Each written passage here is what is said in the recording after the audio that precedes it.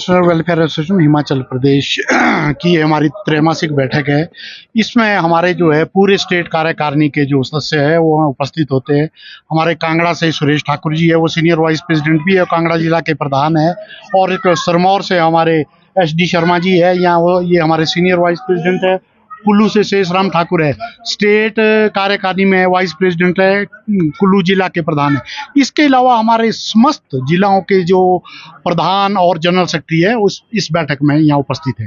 हिमाचल प्रदेश में pensioner welfare association है, ये पेंशनर का सबसे बड़ा एसोसिएशन है। तकरीबन इसके कोई 1.5 लाख के करीब पेंशनर जो है इसके हमारे जो मेंबर्स है और हमारे थ्रू आते हैं।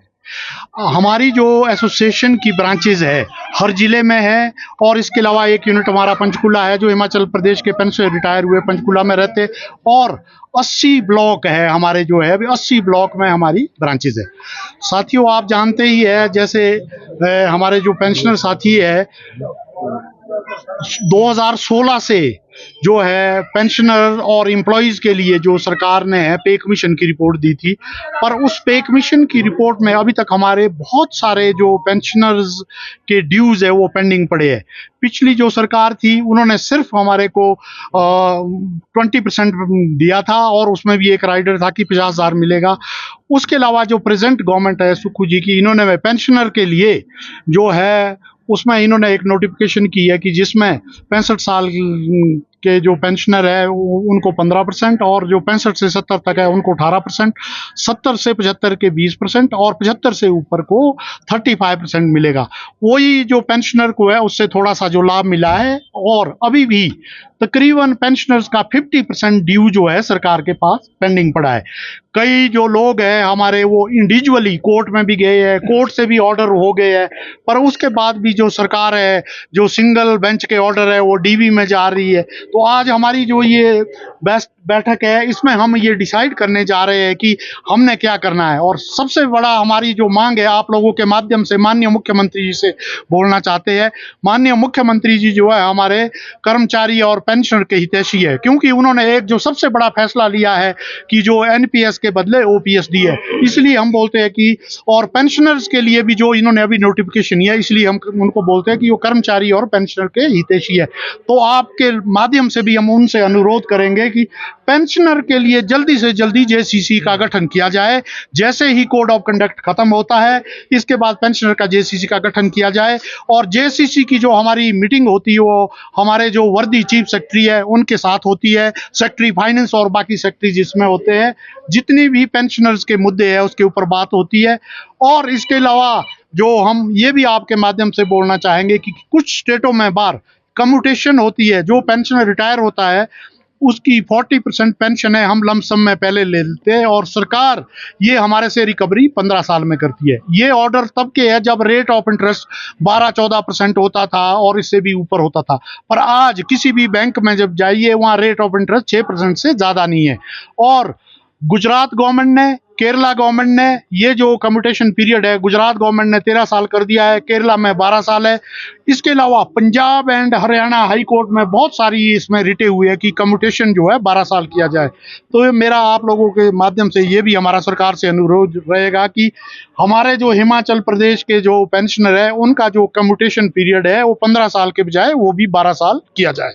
सर, जिस तरह उसके लिए हम ट्रेड यूनियन से जुड़े हुए हैं और पूरे प्रदेश के पूरे सारे पेंशनर है, उसके हम वो सोचेंगे। कोर्ट तो बाद की बात है, उससे पहले हमारी सरकार अगर हमारी ये बात नहीं मानती, पूरे प्रदेश में हमने जैसे पहले भी किया था हम धरना प्रदर्शन कर सकते हैं और सरकार के से बात करेंगे। कोर्ट का तो लास्ट रिजॉर्ट रहता है, वो तो जाएंगे, पर उससे पहले हमें उम्मीद पूरी है कि सरकार JCC के लिए हमें बुलाएगी और हमारे से बैठक करेगी और जो हमारे जो डिमांड्स है उनका निवारण करेगी। नहीं तो ट्रेड यूनियन में जो भी हमारे जो रहता है ड्यू रहता है, जो भी हमारी व्यवस्था होती है, पहले सरकार से बात करो उसके बाद सड़कों में आओ। कोर्ट तो लास्ट रिजॉर्ट है, तो वो भी हम सोच सकते हैं, पर वो पहले हमारा प्लेटफॉर्म नहीं है। हम सरकार से बातचीत करेंगे और धरना प्रदर्शन करने में भी हम नहीं हिचकिचाएंगे।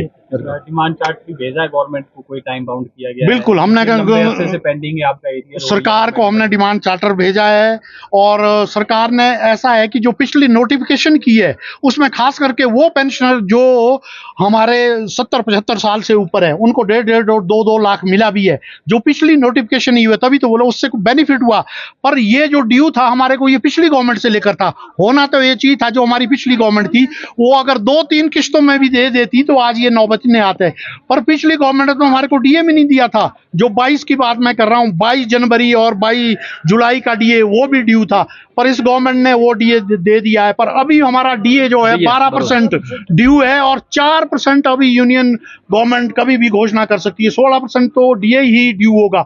पर जो ये जो पैसा है ये हमारा पेंशनर का तकरीबन 5,000 करोड़ के करीब पेंडिंग है, जो पिछली गवर्नमेंट के टाइम से लेकर पेंडिंग पड़ा है।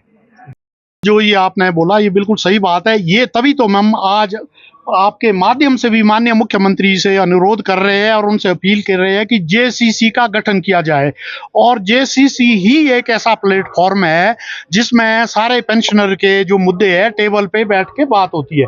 एक तरफ हमारे पेंशनर के प्रतिनिधि होते हैं और दूसरी तरफ सरकार होती है, चीफ सेक्रेटरी के साथ ये होती है, उसी में हम ये बात कर सकते हैं। इसीलिए तो हम बोल रहे हैं जल्दी से जल्दी सरकार से हमारा अनुरोध है कि जेसीसी का गठन किया जाए। अन्यथा जो जितने हमारे प्रदेश के कई पेंशनर है वो इंडिविजुअली हाई कोर्ट में भी गए हैं और हाई कोर्ट में भी जो है मेरा ख्याल है सैकड़ों केसेस जो है उनसे वो डिसीजन हो चुका है, कोई सिंगल जज से हुआ है। तो हम ये आप लोगों के माध्यम से ये कहना चाहते हैं कि हम तो पहले सरकार से बात करेंगे, सरकार हमारे लिए जेसीसी का गठन करे और टेबल पे हमारे से टॉक करे और हमारी जो फाइनेंशियल जो हमारी डिमांड है उनको आप चरणबद्ध तरीके से ही, जैसा माननीय मुख्यमंत्री ने पहले भी बोला था कि 2 साल के अंदर हम पेंशनर के जो है सारी जो है जो फाइनेंशियल जो हमारे ड्यूज है उसको दे देंगे। अगर नहीं होती मांगे क्या आप अपने क्षेत्र के रिपोर्टर या पंचायत रिपोर्टर बनने का सुनहरा अवसर, संपर्क करें या व्हाट्सएप करें 8894521702। Email anantgyan.tv@gmail.com।